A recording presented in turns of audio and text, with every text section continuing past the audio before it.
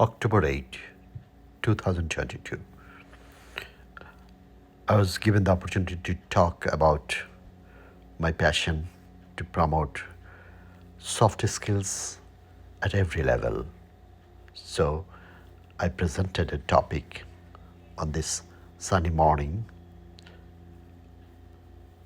on soft skills for everyone, everywhere. In the opening, I promised the audience a beautiful, enjoyable, fruitful morning. And yes, I did.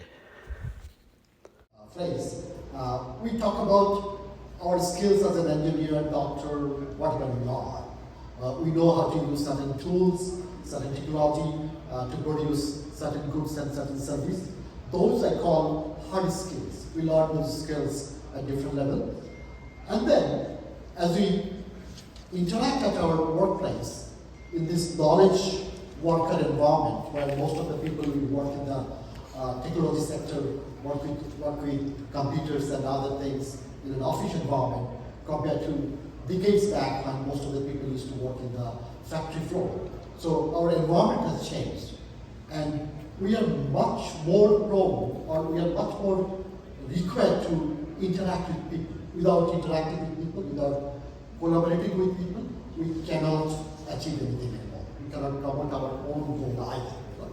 So my story is I used to be a skinny boy. I grew up in the suburb of Dhaka, and that part of Dhaka was like a remote village in Bangladesh. Like no electricity, no running water, and I dreamed of becoming an engineer for whatever reason, and I became an engineer, and I worked in Bangladesh for long 11 years, and I had the opportunity to spend 1 year in Norway. And then I went to work for Dubai Electricity Company, and after working there for almost 5 years, I got a job offer from USA. I came here as a GIS analyst, and eventually I'm now an utilities GIS consultant. We manage utility companies' GIS system. So the time I came here, within a short time I realized that my experience and education has made me at par with my colleagues here in terms of technological knowledge or hard skills. But what I was lacking was the presentation skill, the organizing skill, communication skill. So I thought that, okay, I need to do something on that. So fortunately, I saw a flyer on the notice board that, hey, if you're afraid to talk in front of people, please join our club called Toastmasters Club. It's okay, that sounds interesting. So I went there, I talked to them, I joined the Toastmasters Club. I was with the club for 5 years almost. I became eventually the president of the club. And Toastmasters is the club where you join to learn communication and leadership skill by actually doing the things, actually presenting things, actually taking roles, and then you get certified. So I eventually got certified as a competent Toastmaster as well as competent leader.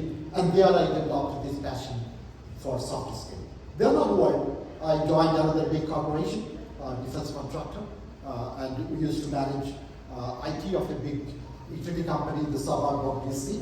And I got the opportunity to lead their what they call diversity and inclusion initiative.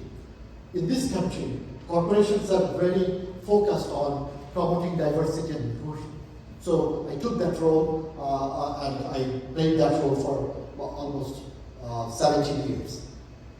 Now, talking about this details of the soft skills, I'll touch a couple of those. I don't have much time. It could have been interactive, but within 15 minutes I cannot really make it interactive. So I'll just finish talking and try to elaborate on a few things. And then I'll share my dream with you all. Now, the most important soft skills, you all know, communication and leadership skills.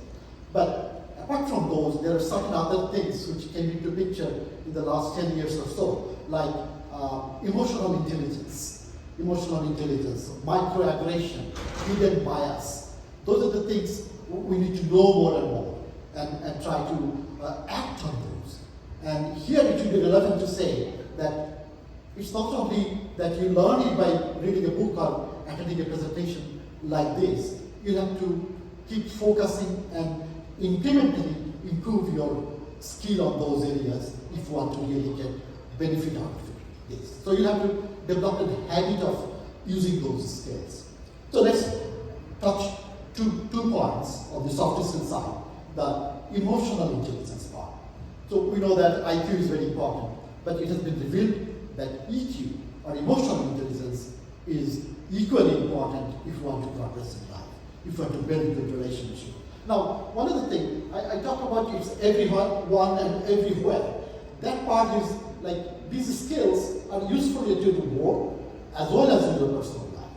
When you deal with your children, your wife, your friends in the community, these are useful skills to have. Now, to go into the detail of emotional intelligence, we can simplify our brain structure into two structures. Not from the neurological point of view or neuroscientist point of view, but just to understand the thing in a simpler way. That our brain has an automated brain and a rational brain. Our automated brain controls our automated organs like our hearts and lungs, which pumps without consulting us. We don't tell the heart that they pump 60 minutes per minute. You know? So that automated brain is sitting on top of our nervous system at the top of the spinal cord. And then our rational brain is around that. Now, we evolved from caveman, or those old, the man in the jungle. You know? So they used to scan for threat to survive, because they had to face the animals, the other tribes coming to attack them. So they always were on their toe, looking for threats. So that threat scanning is captured in our brain, and because of evolving human, we inherited that characteristics. We still keep looking for threats all the time. You know? So now the threat structure has changed. We don't face animals anymore, but we face other people. You know? Some challenging time, challenging situation, challenging topics. So at those moments, our automated brain sometimes takes control of ourselves and do things automatically. Like when I'm angry, I blurt out something without thinking.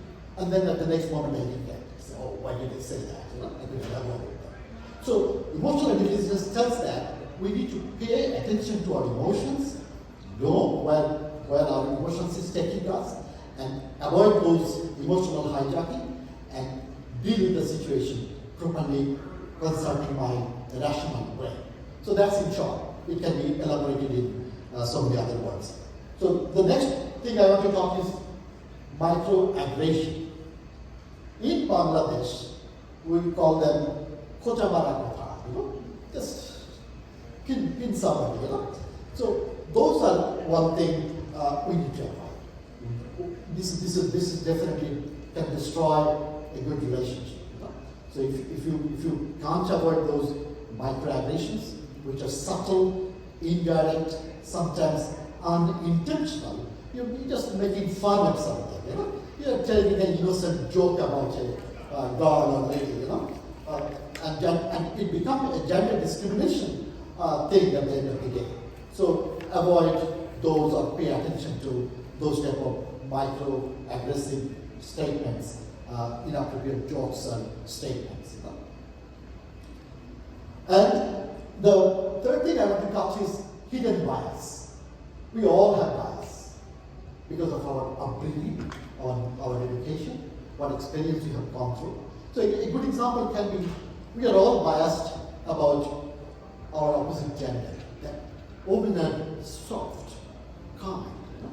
Women are soft and kind. That's always in our mind. So we need to avoid those type of hidden bias, because that can derail us in our decision making. When I have a decision to make between a woman and a man to choose for a leadership position, I can think that, hey, this woman is soft. No, not good for leadership. You know? So we need to be aware of those. So I think my time is coming short. I'll take one more minute to share my dream with you all. Bangladesh is going in the super highway of development. And I think if Bangladesh can develop much faster if we can promote soft skill at various levels, especially the middle managers and leaders and actor tenures. So my slogan is soft skills for everyone, everywhere. Thank you so much.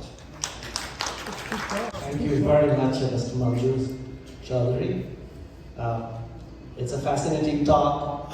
I think soft skills is sort of never discussed at homes or even among our educated people. We rarely discuss soft skills with our children and with our friends. And microaggression seems to be our national characteristic. It is something we have to get rid of.